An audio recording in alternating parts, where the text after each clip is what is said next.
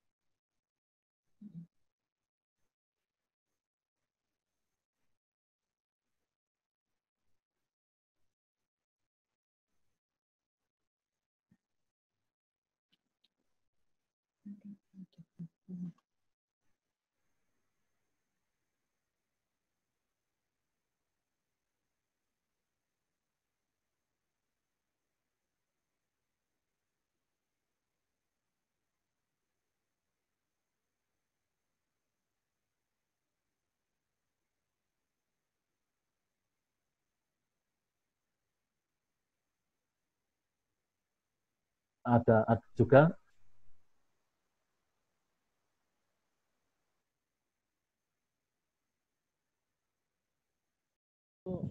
sebetulnya nanti kita banyak sekali sih Pak amunisi kita yang kita siapkan. Jadi ketika berkaitan dengan K3 bukan hanya Undang-Undang Nomor 1 tahun 70 saja yang kita gunakan. Ya, nanti pun ada masalah PP dengan SMK 3 ya. Di Undang-Undang kalau di Undang-Undang 13 2003 nanti sanksinya malah 1 juta itu juga Pak. Tetapi 100 juta ya. Dan ini sebetulnya Pak Prasetyo, kita masih punya undang-undang lagi Pak yang sanksinya malah lebih rendah dari 100.000 ini. kita masih punya Undang-Undang WAP tahun 1930, Pak. Itu dendanya hanya Rp500. Iya, Pak. Dendanya malah Rp500 itu, jadi lebih kecil lagi. Nah, itu ya nggak apa-apa lah. Nah, mungkin kita punya pertanyaan, kenapa nggak direvisi undang-undang ini gitu? Kok dendanya cuma 100 nggak direvisi gitu? Nah, untuk merevisi undang-undang hanya untuk merubah sanksinya itu kita ternyata tidak diperkenankan, Pak. Ya. Kalau memang substansinya yang tidak sesuai, ya gitu, silakan undang itu di amandemen nggak apa-apa. Tetapi kalau yang dirubah itu hanya mengenai sanksi, itu ternyata nggak boleh. Gitu. Itu ya, Pak Prasetyo yang dapat saya jelaskan berkaitan Iya, dengan Pak. Terima kasih, Pak Sasongko. Kemudian tadi masih ada juga pertanyaan lewat chat. Saya jawab dengan jam sostek. Nah, jadi begini, Pak. Jadi menurut ILO ya, untuk mencegah terjadinya kecelakaan ya, salah satunya maka negara ya, SOP. Nah, yang terakhir menurut ILO ketika sudah terjadi kecelakaan, maka tenaga kerja itu menjadi korban. Dia harus dilindungi dengan apa? Dengan bentuk perlindungan berupa jaminan sosial tenaga kerja. Ya. Nah, sekarang menjadi BPJS, Pak. Kalau dulu jam sostek, sekarang BPJS ketenagakerjaan. Ya. Itu kewajiban, wajib. Jadi tenaga kerja itu berhak mendapatkan jaminan terhadap jam sosteknya ini. Ya.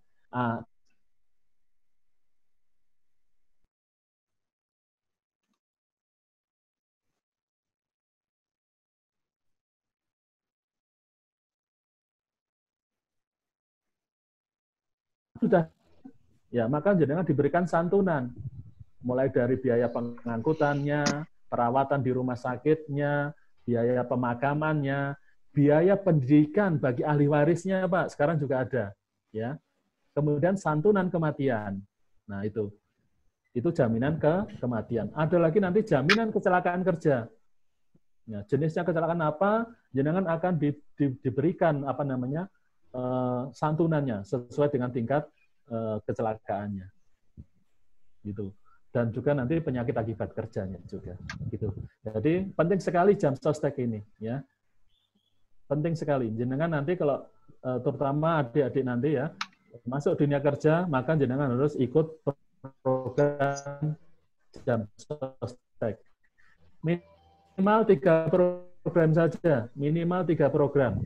Yang pertama jaminan kematian, nah yang keempat ada jaminan program pensiun. Ini kalau perusahaan besar bisa ikut, tapi kalau nggak mampu ya nggak usah, nggak apa-apa. Gitu. Itu Pak Moderator. Kemudian ada pertanyaan lagi, saya mau perbedaan norma kerja dan norma K3. Nah, ini. Tadi perlindungan tenaga kerja itu ada dua, norma kerja dan norma K3. Nah, norma kerja nanti jenengan bisa lihat di Undang-Undang Nomor 13 Tahun 2003. Contohnya apa? Contohnya adalah perlindungan terhadap upah. Ya. Supaya warga negara ini layak bekerja, maka besarnya upah harus dilindungi. Jangan sampai upah sebulan saya hanya 200.000. 200.000 itu 2 hari habis, Pak, ya kan? Buat beli bensin, bayar kontrakan, pelahkan anak, itu nggak cukup. Nanti nggak gitu.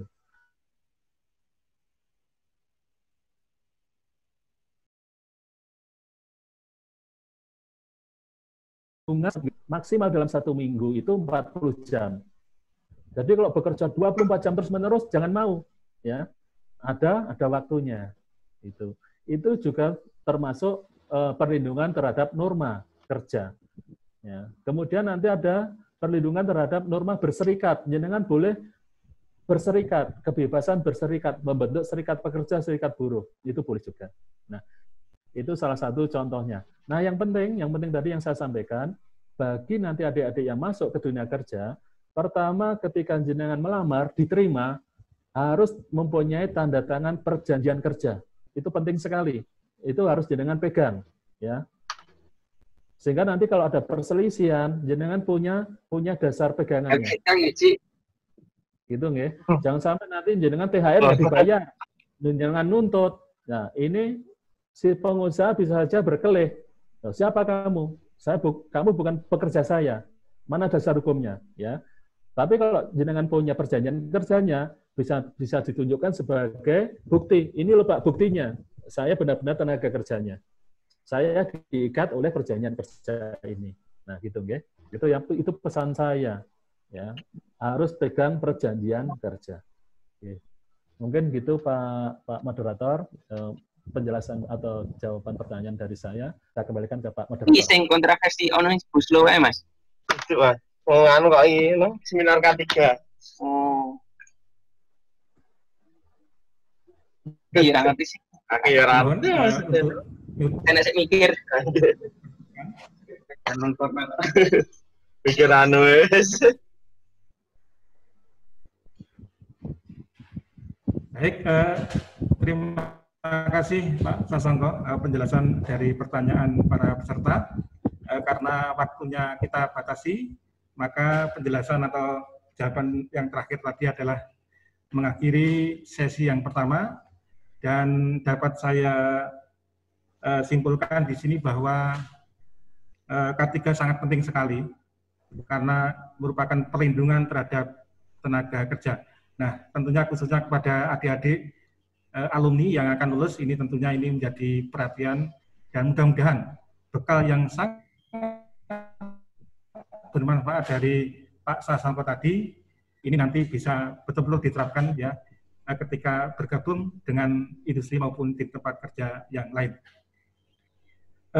Sekali lagi Pak Sasongko terima kasih atas kehadirannya. Wah, undi nih, udah undi. Jangan, ngatas ya. Pada kami khususnya vokasi ITNJ Yogyakarta. Terima kasih. Terima kasih Pak. Selanjutnya akan kita lanjutkan sesi yang kedua. Kepada Pak Sasongko barangkali ada tugas yang lain, barangkali apa namanya diperkenankan juga untuk tidak ada kesempatan waktu yang tersedia. Ya, monggo ya kita. Terima kasih Pak. Mungkin saya akan mengikuti tapi mungkin tidak menampakkan wajah saya, nggih.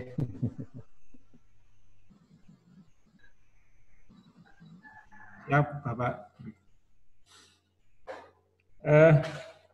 Para peserta webinar K3 dimohon mic-nya dinonaktifkan ya sehingga suaranya tidak campur. Sebelum saya lanjutkan ke pemateri yang kedua, ini perlu saya sampaikan hingga saat ini pesertanya ada 66 ya, cukup banyak, dan yang mengembirakan tidak hanya dari dalam negeri tapi juga dari luar negeri. Ada peserta dari Taiwan. Terima kasih Pak Trisna sudah bergabung, dan yang menarik sekali juga karena pentingnya acara ini ya, teman-teman yang masih bertugas termasuk di garda terdepan penanganan COVID pun aktif mengikuti webinar ini. Ini Saudara Ibnu Putro Wibisono ini dari Rumah Sakit Sasto. Ya, terima kasih telah bergabung ya di tengah-tengah tugas mulia Anda. Baik, kita lanjutkan sesi yang kedua kepada Bapak Sigit Budi ya, waktu 20 menit ya dengan materi K3. Disilakan Pak Sigit Budi Hartono. Ya. Wah. Selamat siang. Assalamualaikum warahmatullahi wabarakatuh.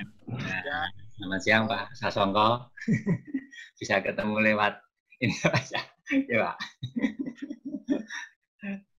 Dan juga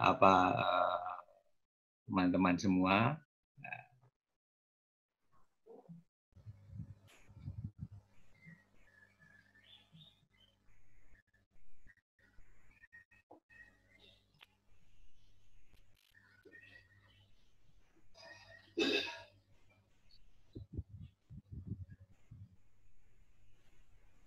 Ya, baik. Jadi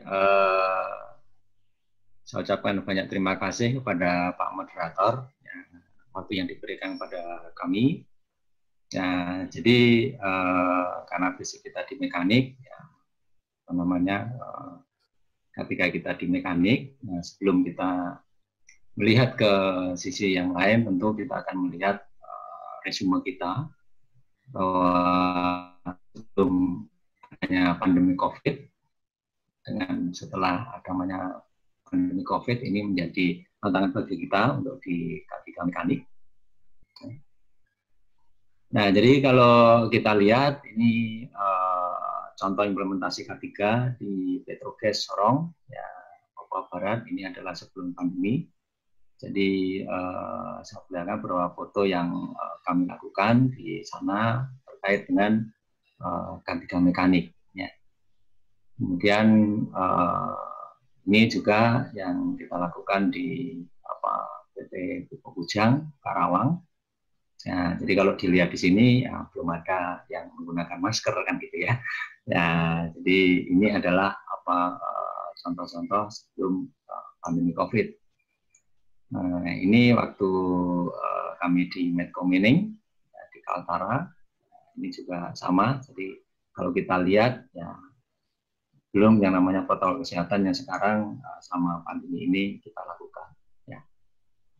Nah, ini waktu di PDMS Malino ini juga terkait dari K3 Mekanik ya, yang ada di sana ya, sebelum pandemi. Ya. Nah, ini yang menjadi menarik adalah pada saat kita melihat di saat sekarang di masa pandemi COVID-19, kita tidak tahu kapan berakhirnya, tetapi kita tentu menurut Bapak Presiden kemarin dikatakan bahwa kita harus berdampingan ya, dengan adanya COVID-19. Nah, ini beberapa contoh yang sudah dilakukan di beberapa industri terkait dengan masa pandemi. Jadi kalau kita lihat sudah banyak APD yang bergeser, kemudian memakai masker, kemudian begitu ya. Jadi inilah yang tantangan kita di K3 Mekanik ya. Jadi sekarang ada pergeseran khususnya adalah refresh dari SOP tentang penggunaan APD yang kita sesuaikan dengan protokol kesehatan. Ya. Nah, tentu hal ini juga merupakan culture baru ya. Jadi artinya budaya baru yang harus kita galakkan dan juga kita lakukan karena memang untuk memutus mata rantai dari penyebaran COVID-19 salah satunya adalah kita melaksanakan K3 yang berbarengan dengan protokol kesehatan.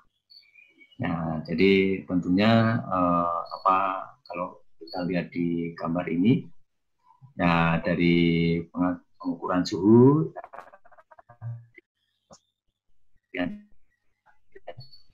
nah, kemudian ini salah satu contoh yang dilakukan di PT Freeport Indonesia ya, jadi dengan menjaga jarak ya. Nah, tentu ini bukan culture yang gampang, jadi budaya yang gampang, kita harus merubah semua budaya kita terkait K3 ya, dengan protokol kesehatan. Nah, ini kalau contoh di industri manufaktur, jadi ada jarak, kemudian ini banyak memakai APD ditambah masker, face shield, gitu ya, sarung tangan, dan nah, ini adalah kegiatan-kegiatan yang terkait dengan masa pandemi. Nah, termasuk juga yang sebenarnya berhubungan dengan jaga jarak, cuci tangan, pakai masker. Nah, ini menjadi culture kita yang sekarang. Ya. Termasuk ini kalau misalnya di lift, ya akan menunjukkan di beberapa titik di mana posisi kita, ya supaya jaga jarak dari kemudian cuci tangan dan pakai masker ini menjadi habit kita sekarang. Nah, kalau kita lihat dari hukum tadi Pak Sasongko sudah banyak menjelaskan ya dasar hukum daripada K3 Mekanik. Nah, ini intinya adalah berhubungan dengan ketenagakerjaan, kemudian berhubungan dengan K3 gitu ya. Nah, ini berhubungan dengan pesawat produksi, angkut, gitu. Kemudian termasuk juga pesawat tenaga, termasuk operatornya. Ya.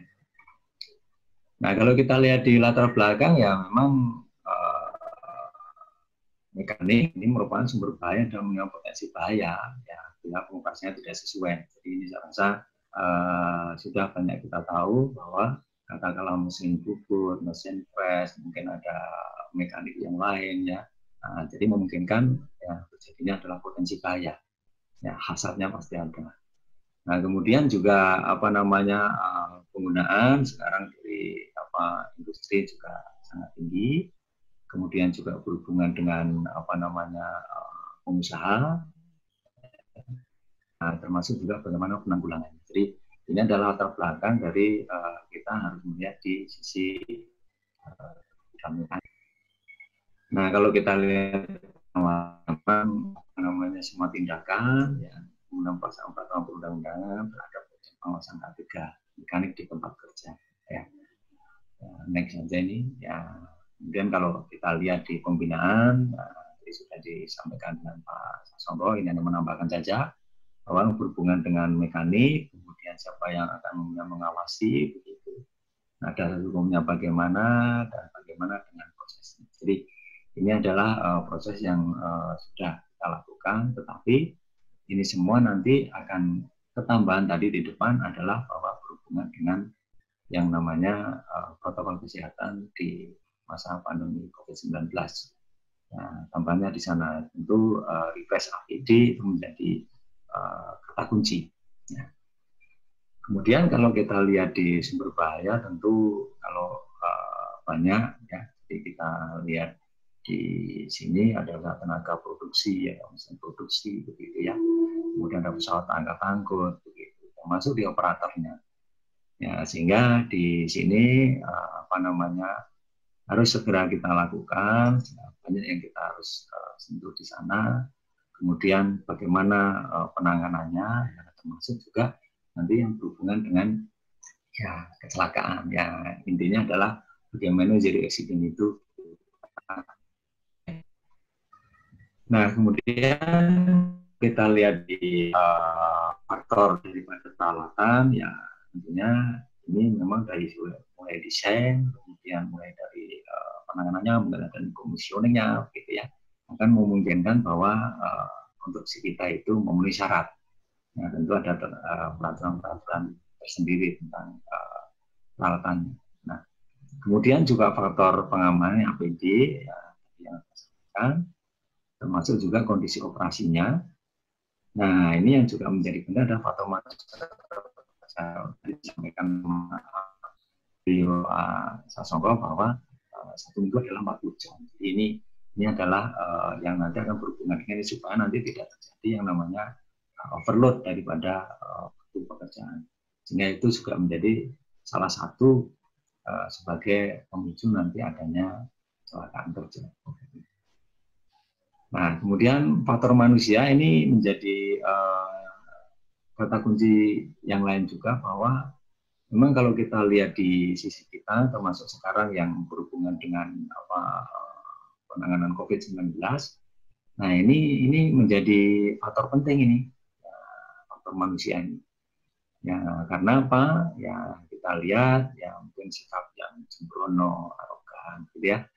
Kemudian juga berhubungan dengan kesehatan, dan kalau kita lihat sekarang memakai masker itu sebenarnya juga tidak mudah, gitu ya. Nah, karena kita harus menutupi area muka kita, kemudian sementara pekerjaan kita kalau di mekanik itu pakai panas, gitu ya. Kalau nanti di welding itu juga panas. Jadi, tetapi apapun itu, maka faktor manusia itu menjadi penentu, ya. Jadi kalau kita care terhadap APD dan juga protokol kesehatan, tentu semuanya akan berjalan dengan baik, itu harapannya. Nah, kemudian juga terkait dengan faktor manajemen. Nah, ini juga menjadi penting di kita di K3 Mekanik, karena kalau sense dari manajemen ini kurang terhadap ini, ya ini akan menjadi problem. Nah, tadi disampaikan Pak Sasongko bahwa terkait dengan bagaimana pengawasan terhadap ini juga menjadi satu kunci untuk kesuksesan di ketiga mekanik. Kemudian kalau instalasi, ya saya rasa semua teman-teman ini sudah tahu bahwa dikategorikan menjadi pesawat tenaga dalam produksi, dan kemudian ada pesawat angkat angkut, gitu ya. Jadi, itu akan menjadi salah satu yang perlu kita lihat. Jadi kalau kita lihat di pengawasannya tentu berhubungan dengan pembuatan, perakitan, pemasangan. Nah, jadi ini kemudian masuk di situ ya instalasinya. Nah, jangan sampai nanti awal instalasi yang kita buat itu instalasi yang sembarangan, itu akan jadi problem. Ya. Jadi salah satu hazard yang harus kita perhatikan. Ya. Kemudian tentu di ketiga mekanik akan memunculkan yang namanya pemeriksaan dan pengujian. Ya, ini bagaimana dokumennya, kemudian bagaimana pemeriksaannya, kemudian bagaimana penyiapan peralatan tenaga kerja, nah, termasuk juga rambu-rambu yang ada di sana. Ya, jadi pengujian ini juga yang bersertifikasi tentunya. Ya, jadi tidak asal kita melihat bahwa pemeriksaannya bagaimana, tentu akan menggandeng di instansi-instansi terkait yang berhubungan dengan pemeriksaan dan pengujian. Nah, kalau pengertian, saya rasa ini next saja bahwa saat tenaga produksi ini ada yang berpindah-pindah, ya. Kemudian bagaimana yang kita olah, ada bahan, ada barang, ada produk, ya. Dan ada kemungkinan menimbulkan banyak kecelakaan. Nah, kemudian termasuk juga di dalamnya adalah transisi yang melingkupinya. Next saja ini saya lewati saja, saya rasa ini pesawat produksi, ya, sudah tahu semua. Nah, termasuk juga penggerak mula ini. Ya, jadi, kalau kita lihat yang sekarang mulai dikembangkan itu ada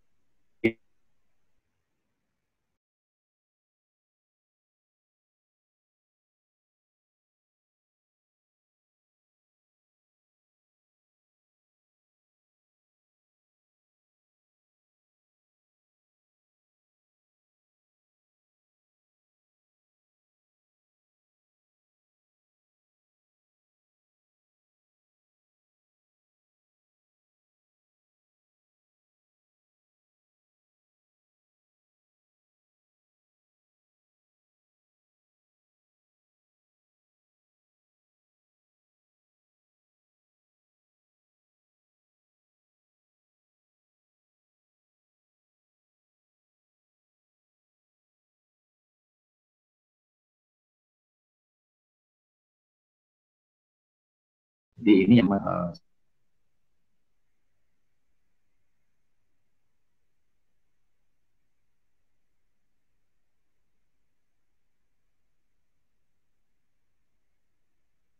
semua komponen ini semua adalah berputar, kemudian di sini ada porosnya, ada pergerakannya. Jadi ini ada kemungkinan untuk menimbulkan bahaya kecelakaan kerja.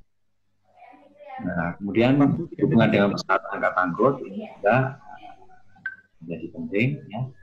Jadi kalau kita lihat, ya misalnya ada di tower crane, begitu ya. Nah, kemudian ini juga sama. Jadi ini beberapa komponen yang nanti kita lihat bagaimana secara mekanisasinya kita akan mengamankan baik di manpower-nya maupun di equipment-nya. Nah, ini misalnya di belt conveyor ini juga sama. Nah, kemudian juga di angkutan jalan rel ini juga ya, yang banyak sering terjadi kecelakaan. Ya. Kemudian berhubungan dengan gerbong, lokomotif. Gitu ya. Next saja ini alat pengaman, tentu ini menjadi salah satu yang penting karena pada kecepatan bergerak harus ada beberapa perlengkapan pengamanannya. Ya, di pengeremannya, kemudian juga posisi maintenance-nya. Mohon izin Mas, sedikit waktu masih 3 menit. Oh siapa? Terima kasih Pak Fardi. Ya. Nah kemudian di alat pelindung diri ya saja ini ngobrol ini saya rasa sudah lihat semua ya. Lihat semua dari pengelasan dari ini semua. Nah ini hanya tambahan saya adalah bahwa sekarang di kami tentu akan melihat di protokol kesehatannya. Ya. Kemudian ini kacamata las, kemudian sepatu yang safety begitu ya. Ini saja ini gambaran-gambaran untuk di APD-nya, di harness gitu ya. Pesawat tenaga, penggerak mula. Next saja ini tentang rutin, perlu dipahami semua tentang peralatannya, kemudian transmisinya, nah, kemudian berhubungan dengan mesin perakas. Ya, kalau kita lihat ini risikonya besar, ada panas, ada debu, ada asap gitu ya. Nah, kemudian ini mesin pres, saja ini untuk diperagakan termasuk mesin impor. Nah, next. Kemudian banyak ya, jadi artinya bahwa di mekanik ini kalau kita di industri banyak sekali komponennya menjadi salah satu parameter kita untuk pengamanannya seperti apa di K3 mekaniknya. Next, ini saya lanjutkan saja, ini hanya teori-teori singkat untuk refresh saja. Luka, kejatuhan, begitu ya. Nah, kemudian pemeriksaan pengujian tadi termasuk juga ada visual, ada NDT, ya, tes. Nah, kemudian juga pelaksanaan resolusi. Ya. Dan ini mekanismenya, ya, ada di peralatan mekanik. Kemudian, nah, ini matur nuwun, semoga bermanfaat. Jadi intinya adalah di K3 mekanik, kebanyakan adalah berhubungan dengan equipment. Dan sekarang protokol COVID-19 itu sudah harus dimasukkan ke dalam sistem K3 mekanik. Terima kasih. Kembalikan ke Pak Fardi.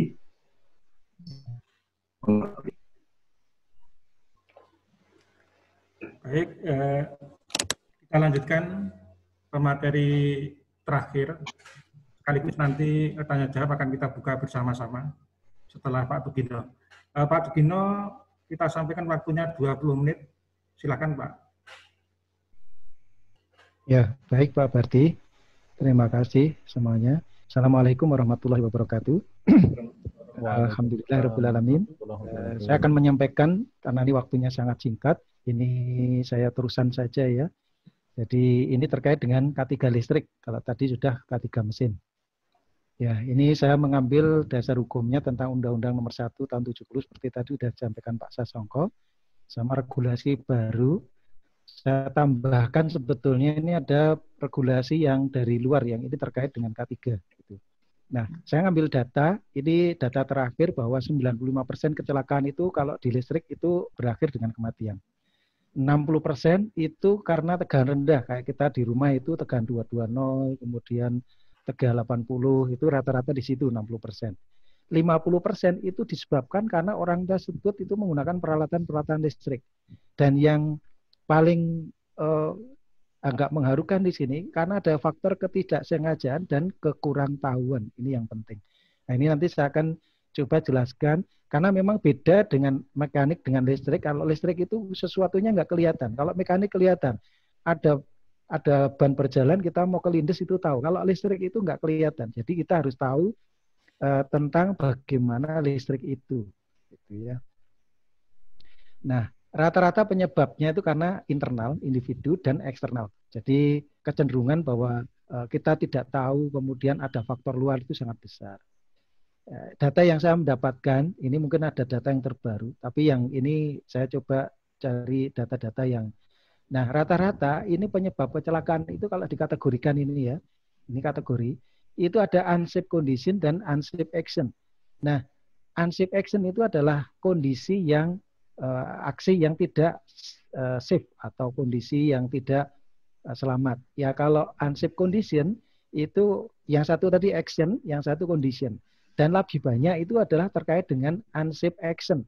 Jadi orang sikap kerja kegagalan itu banyak yang unsafe action, itu dari data yang ada. Nah, saya coba ini kalau terkait dengan listrik ini ya. Bahaya pertama itu ada namanya electric shock, orangnya kesetrum. Yang kedua kesetrum tapi nggak lepas-lepas, ini bahaya nih, bisa menyebabkan kematian. Bahaya ketiga itu adalah namanya blast. Blast itu orangnya nggak megang tapi di situ ada ledakan listrik, itu ada blast. Ada heat. Heat itu biasanya karena ada short circuit, itu karena heat. Ada juga namanya projectile, jadi ada pecah-pecahan kabel, pecahan kawat itu bisa, dan ada mana pressure wave, orangnya kepental gitu ya di situ. Kemudian kategori yang kedua itu ada namanya bahaya direct. Direct itu bahaya sentuh langsung, direct contact, dan indirect contact. Nah, rata-rata itu di sini indirect contact ini yang paling bahaya. Ini nggak berani. Tetapi kalau indirect contact, kita misalnya megang kulkas, megang motor, megang, yang merasa itu tidak nyetrum, tapi kok nyeraca kesetrum. Ini yang bahayanya rata-rata di sini nih kecelakaannya itu. Ya, kemudian arus yang tadi kan kita kalau memegang ada arus yang melewati di tubuh manusia ya. Nah, ada beberapa kategori ini saya ngambil dari IEC yang dia itu kalau di atas 30 miliampere arus melewati tubuh kita, maka akan sangat berbahaya. Karena apa? Di dalamnya itu ada bagian organ tubuh kita. Di sini ini ada jantung, paru-paru, hati, ginjal, terutama ini di jantung ya. Ini kalau dilalui arus yang 30 mili lebih tadi itu sangat berbahaya karena bisa berhenti bekerja atau detak jantungnya itu bisa tidak normal. Ini. Nah, peluang-peluang kita megang bisa seperti ini. Ini namanya tos potensial. Kita megang dua tangan, bisa dua kaki, atau tangan dengan kaki itu bisa. Itu tipe-tipe memegang. Kemudian ternyata memegang kita itu tergantung dari resistan tubuh kita. Atau kita kan sebetulnya kita punya R tubuh, ya, tahanan tubuh kita. Dan itu berbeda-beda cara megangnya tadi. Sebagai gambarannya begini, ini gambarannya ya. Ya, kita kalau misalnya memegangnya begini, maka R tubuh kita itu kalau kita kondisinya tangan kita megang begini dan kondisinya basah, R tubuh kita itu bernilai 100 ohm. Kalau kita memegangnya begini, kita tidak kakinya tidak di dalam basah tapi megang tongkat tapi bawahnya basah, itu R-nya 200. Kemudian kalau kita tidak basah di bawah tapi kita megang dua tangan, R tubuh kita itu naik ini. Nah, kalau kita megang begini, ternyata R tubuh kita itu beda-beda, tergantung bagaimana cara kita megang. Maka di dalam tabel tadi R tubuh kita itu beda-beda di sana. Nah, itu contohnya ya. Kemudian pengaruhnya apa? Kalau kita itu kelewatan arus, itu kalau cuma 0,5 sampai 3 itu hanya kesemutan ya, kayak gerimis-gerimis gitu saja. Tapi kalau sudah di sini nih, sudah 30 mili, itu sudah di ambang batas, artinya itu bisa masalah ini. Bisa jantung bermasalah, hati rusak, bisa kebakar, bahkan bisa menyebabkan meninggal seketika. Ini penting. Nah, ada satu, saya ambil dari IEC ini, ada namanya zona. Ada 4 zona yang diperbolehkan dan tidak diperbolehkan. Zona 1 itu no perception, artinya boleh dipegang. Arusnya 0,5 dalam waktu kapanpun. Zona kedua itu namanya perception. Doyan yang kalau kita megang itu sangat berbahaya, tapi boleh. Contohnya kalau kita megang 2 donal hanya sesaat, terus dilepas itu tidak apa-apa. Itu namanya zona perception. Yang zona 3 dan 4 itu namanya zona yang menyebabkan masalah yang sangat besar. Dan ini kalau bisa dihindari. Contohnya kita megang langsung ke 20.000 volt, itu bisa langsung meninggal. Itu zona keempat, jadi bisa menyebabkan residual effect. Itu. Nah, ini saya ambilkan contoh-contoh kecelakaan kerja di listrik. Nah, ini orang yang ya menyangka bahwa di situ kemungkinan ada bahaya kecelakaan kerja yang seperti ini. Nah, ini contoh-contoh saya ambilkan dalam bentuk video ya. Nah, contohnya misalnya ini orang bekerja di situ tahu-tahu terjadi adanya bahaya kebakaran atau short circuit atau yang lain. Nah, kapan itu bahaya short circuit? Bila mana misalnya kita pas bekerja di situ ada dray kita atau skrup kita jatuh nempel di bodi yang itu mengenai di kabel atau di busbar, itu bisa sangat berbahaya di sini. Bisa menyebabkan namanya arc flash itu. Nah, arc flash nanti akan menyebabkan panas yang berlebih, namanya extreme heat ini, panasnya bisa 35.000 Fahrenheit. Kemudian ada pressure wave, ada sound wave, ada molten metal dan lain-lain. Ini bahaya terjadi kalau short circuit. Maka inilah yang menjadi dasar nanti dalam pemakaian APD di listrik. Oh, kalau terjadi masalah di listrik akan muncul ini nanti terkait dengan APD. Ya, ini gambaran contoh kecelakaan kerja di listrik yang sangat fatal. Orangnya bisa sampai terbakar mukanya, bajunya kebakar, tangannya kebakar. Dan ini kalau bisa dihindari. Karena apa? Listrik tidak kelihatan. Sekali lagi listrik tidak kelihatan. Tapi bahayanya nampak di depan kita. Di rumah kita, di tempat kerja, di mana-mana itu ada bahaya yang seperti itu. Maka kita harus paham. Salah satu tadi poin yang penting tadi, bahaya listrik, kecelakaan itu karena ketidaktahuan dan tidak mengerti kenapa itu dan apa itu listrik. Nah, ini saya coba perlihatkan bagaimana peluang-peluang terjadinya listrik dan cara menghindari. Kemungkinan kalau ini faktor lingkungan, mungkin kita tidak tahu di sana ada kemungkinan yang terjadi bahaya. Bisa jadi mungkin di rumah kita pas kita menyalakan di meteran itu MCB itu bisa jadi seperti ini, bisa jadi. Nah, ini contoh-contoh bahaya. Nah, ada beberapa tempat yang di situ mestinya harus dipasang label pengaman tentang bahaya listrik. Misalnya di panel, kemudian di tempat-tempat yang itu kemungkinan terjadi kemungkinan bahaya sentuh langsung atau tidak langsung itu perlu dipasang ini. Contohnya misalnya di panel-panel atau di busbar atau di switchgear itu penting untuk dipanggil ini. Ini untuk menentukan apa? Menentukan namanya ini.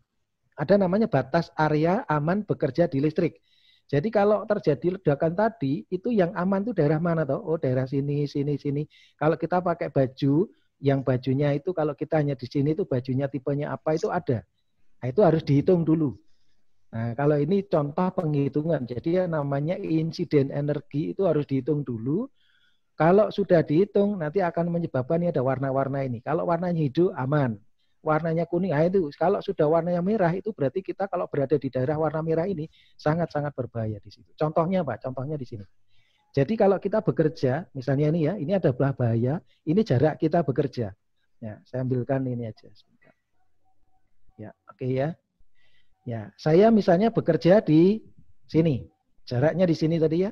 Kemudian terjadi ledakan di sini, aman kita, enggak apa-apa. Kalau kita maju di sini, ya masih aman di sini.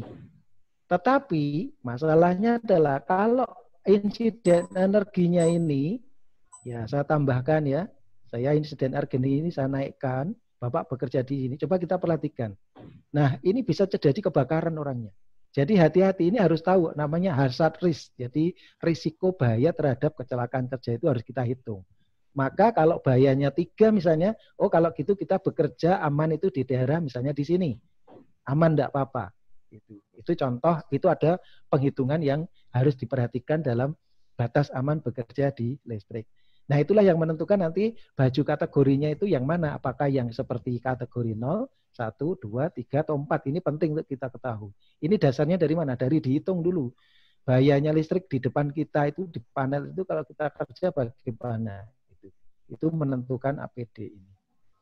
Contoh ini ya, saya ambilkan satu contoh. Orang bekerja sedang menyalakan panel, dia sudah menggunakan APD. Nah, sudah menggunakan APD saja, dia cara melakukannya aja menyingkur atau membelakangi.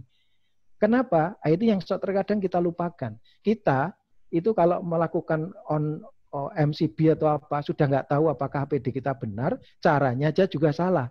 Ini contoh yang benar, APD-nya sudah benar, caranya benar.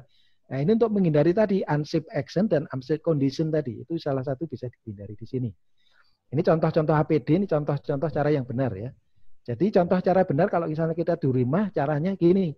Kita harus menghindari, jangan dera-dera di depan kita.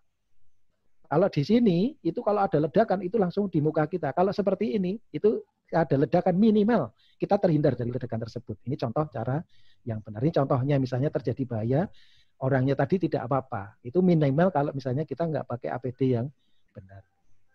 Nah, saya coba masuk ke APD. Tadi sudah sebutkan Pak Sigit, kemudian tentang APD. Cuman di sini saya akan lebih ke arah APD-nya yang terkait listrik. APD listrik itu agak sedikit berbeda dengan APD mekanik. Contoh aja kalau sarung tangan, kalau APD listrik itu harus tahan terhadap tegangan, bukan tahan terhadap benturan. Itu bedanya satunya. Sepatu itu juga tahan terhadap, di sini ini ada isolasinya, yang dia harus menahan kalau misalnya ada kita megang tegangan tertentu, dia tidak. Nah, beda mungkin kalau dengan APD yang terkait dengan kekuatan mekanik, itu berbeda. Jadi nanti ada beberapa perbedaan antara safety atau APD yang digunakan di listrik dan di mekanik. Nah, misalnya contohnya kita kalau pakai helm, nah, helmnya itu ya helmnya tidak hanya sekedar menahan benturan, tapi dia juga tahan terhadap kalau terjadi sentuh listrik seperti ini, itu harus tahan seperti itu. Nah, ada juga arc plug, kemudian ada ini penutup wajah ini ya, penting kan untuk menghindari itu. Nah, ini sarung tangan yang mana ini? Mungkin sarung tangannya ini seperti ini, tapi kalau di listrik itu berbeda. Jadi lebih ke arah penggunaan untuk supaya dia aman terhadap segangan sentuh. Untuk bekerja di ketinggian, ini yang sering terkadang jarang diperhatikan, itu menggunakan full body harness. Nah, itu digunakan ini supaya apa? Kalau terjadi sentuh tegangan listrik kesetrum tadi, kemudian orangnya kelepas itu masih tergantung, tidak langsung jatuh. Ini contohnya ya. Kemudian tangga yang digunakan itu kalau bisa non-konduktif. Jadi jangan pakai yang aluminium, tapi ini non-konduktif. Ini penting ini. Nah, ini kemudian ini kita bisa pakai cover kalau misalnya kita nggak pakai APD yang benar. Atau di bawah ini juga kita pakai isolasi, supaya kita kalau kepegang tidak nyetrum. Itu juga silakan, itu boleh. Nah, ini ada trik-trik bagaimana supaya aman bekerja di listrik. Jadi gunakan alat yang benar, kemudian ukur pada saat kita menggunakan, pakai peralatan yang berisolasi. Isolasinya itu ada gini, jadi tidak hanya isolasi, tapi ada tulisan, ini isolasinya mampu tahan berapa volt ini, itu ada itu. Nah, itu contohnya dray, dia mampu berapa volt, itu yang benar begini kalau listrik itu. Jadi tidak hanya cuma diisolasi. Dan isolasinya sampai di ujung di sini nih. Ya, tidak hanya cuma di sini tok. Itu yang benar. Nah, jangan menggunakan stop kontak secara bersamaan dan banyak dengan beban yang besar. Jangan bekerja pada daerah yang lembab dan berdebu. Nah, ini salah satu risikonya begini nih, bisa ada kecelakaan kerja. Yakinkan bahwa grounding kita itu bagus, jangan pakai kabel yang lecet, jangan menggunakan kabel-kabel yang berantakan seperti ini, karena ini berpeluang untuk menimbulkan kecelakaan kerja di listrik. Gunakan loto ya, kalau pas bekerja, perbaikan itu harus dikunci, tidak hanya cuma di off-kan, tapi dikunci. Dan ada tanda-tanda bahaya seperti ini. Dan yang penting terakhir ini taati rambu-rambu K3 baik listrik maupun yang lain. Ya, saya kira itu mungkin Pak Bardi, mungkin tidak nyampe 20 menit karena ini waktunya sangat singkat ini. Nanti mungkin langsung tanya jawab saja. Silakan Pak Bardi, terima kasih Pak Bardi. Baik, terima kasih Pak Tugino, materi yang terakhir. Bapak Ibu, saudara-saudara sekalian, dua materi telah disampaikan. Yang pertama tentang K3 mesin, dan yang baru saja adalah K3 listrik. Saya akan berikan kesempatan saya buka, namun karena waktunya terbatas di sini, saya akan berikan kesempatan dua penanya. Ya, dipersilakan.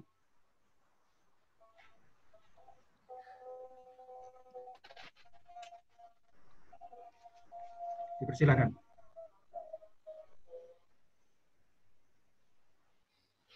Sudah paham semua Pak Bardi. Iya, jadi sudah cukup jelas semua, sehingga tapi ada yang ingin menyampaikan sepertinya ini. Pak Bardi. Silakan Mas Danan. Saya mau bertanya sama Pak Sigit Budi. Silakan. Pak Sigit, ini kan di bengkel-bengkel las itu yang pinggir jalan itu kan, ya, apa namanya, penerapan K3-nya kurang. Nah, itu apakah apa namanya masuk dalam sanksi yang diterapkan dari Dinas Tenaga Kerja kalau misalnya tidak memberikan apa namanya APD yang lengkap terhadap para pekerjanya begitu, Pak? Ya. Tahan dulu Pak Sigit, kita ya, monggo. Tahan dulu. Penanya yang kedua, disilahkan.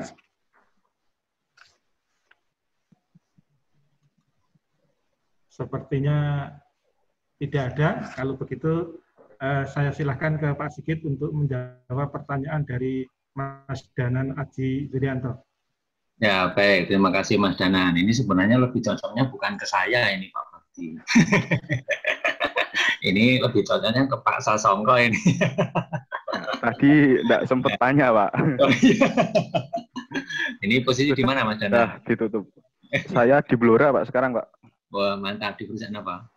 Di itu proyek bendungan. Oh iya, keren ya. Ya, jadi ini apa namanya, kalau untuk pertanyaannya, jawabannya nanti ini saya serahkan ke Pak Sasongko ini yang lebih kompeten ini yang terkait dengan bagaimana dengan pengusaha atau UKM-UKM yang terkait dengan APD khususnya di kelas. Ya. Monggo, Pak Sasongko. Silakan, Pak.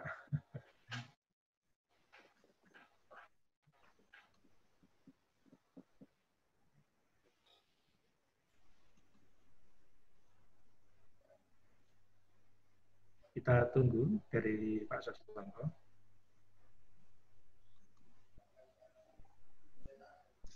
Oke, terima kasih. Aduh, saya gabung ya.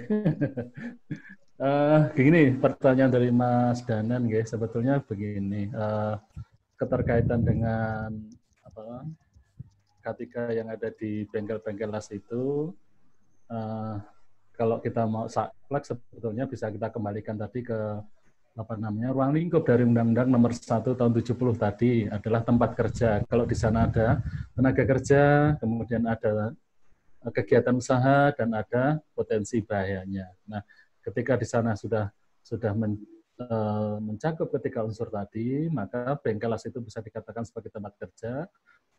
Maka ya harus melaksanakan K3 di sana. Nah, hanya saja ini juga saya tadi menjawab pertanyaan dari Pak siapa tadi ya, Pak Sugeng kalau nggak salah ya. Ya. Ini begini, seringkali K3 ini ya banyak sekali lah kendala penerapan K3. Ya. Jadi K3 ini ternyata belum menjadi budaya bagi masyarakat kita gitu ya. Nah, ini salah satu kendalanya adalah seringkali K3 ini dianggap sebagai kebutuhan biaya yang tinggi. Kos biaya. Kalau kita menerapkan K3, biayanya tinggi. Ya. Si pengusaha las tadi suruh beli Google-nya pecah, gitu. Nah, seringkali, oke lah, kalau harganya mahal, ya kita pakai kaca nako aja lah, gitu, misalkan gitu ya. Sama-sama gelap. Atau kalau adanya kacamata Ray-Ban, ya seringkali cuma pakai kacamata Ray-Ban, padahal itu tidak berfungsi sama sekali. Karena tingkat kegelapan ini sudah ada ukurannya. Ya. Kalau kita lihat di pengelasan itu potensi bahayanya apa? Ada berkaitan dengan cahaya, ultraviolet, ya kan, infrared. Infrared ini kan mengakibatkan katarak.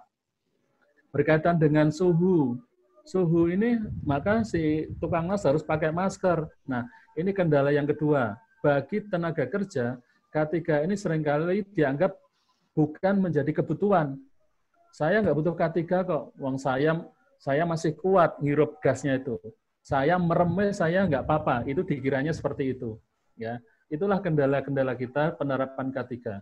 Dari pengusaha seringkali dianggap sebagai kebutuhan biaya yang tinggi kalau menerapkan K3, padahal K3 itu investasi sesungguhnya. Ya, kalau kita menyediakan alat pelindung diri, itu investasi tenaga kerja kita bisa berumur panjang, tidak mudah sakit, tidak ada biaya untuk mengeluarkan biaya untuk pengobatan. Nah, itu investasinya sebetulnya. Sehingga pekerjaannya bisa lancar, output pekerjaannya juga bisa lebih banyak lagi. Nah, dari tenaga kerja tadi, K3 dianggap bukan sebagai kebutuhan. Saya yang penting bekerja, saya dibayar, itu sudah cukup bagi saya. Masalah nanti akibatnya, dia nggak mau mikir. Nanti malam hari matanya panas, atau nanti satu saat dengan sekian tahun dia bekerja di pengelasan, mengakibatkan matanya katarak. Nah, itu nggak menjadi pertimbangan mereka. Itu Pak Danan. Jadi, itulah kendalanya. Gitu. Oke, Pak. Terima kasih. Gitu, Pak Moderator. Yang dapat saya jawab. Baik, terima kasih Pak Sasongko. Bapak, Ibu, saudara sekalian, sebenarnya menarik sekali. Dan tentunya akan banyak yang akan menyampaikan pertanyaan, namun waktu kita dibatasi. Maka ini adalah bagian akhir. Untuk itu kami menyampaikan terima kasih khususnya kepada Bapak Sasongko Yunianto, kemudian kepada Bapak Sigit Budi Hartono, kepada Bapak Sugino, yang telah menyampaikan materi pada kesempatan ini dan juga kepada seluruh peserta. Ya, khususnya juga kepada adik-adik mahasiswa yang akan selesai studi. Ini tentunya ini menjadi satu bekal yang sangat bermanfaat bagi saudara-saudara sekalian. Dan bisa saya rangkum di sini bahwa dari 3 pemateri itu, yang pertama, ya kita semua hendaknya ya supaya memahami ya peraturan perundang-undangan K3 ini, karena ini menyangkut kesehatan dan keselamatan kerja kita bersama. Kemudian setelah itu juga perlu adanya kesadaran penuh kita semua, ya tidak hanya itu adalah sebagai perintah undang-undang ataupun peraturan yang ada, tapi ini menjadi budaya tentunya demikian. Dan yang terakhir adalah penerapan K3 ini di saat pandemi ini ada penyesuaian. Tentunya ini menjadi hal yang perlu kita perhatikan ya di dalam menerapkan K3 di lapangan. Baik, terima kasih sekali lagi atas perhatiannya. Semuanya saja kita ucapkan terima kasih dan kita kembalikan kepada Bu Asnia. Assalamualaikum warahmatullahi wabarakatuh. Waalaikumsalam warahmatullahi wabarakatuh. Assalamualaikum warahmatullahi wabarakatuh.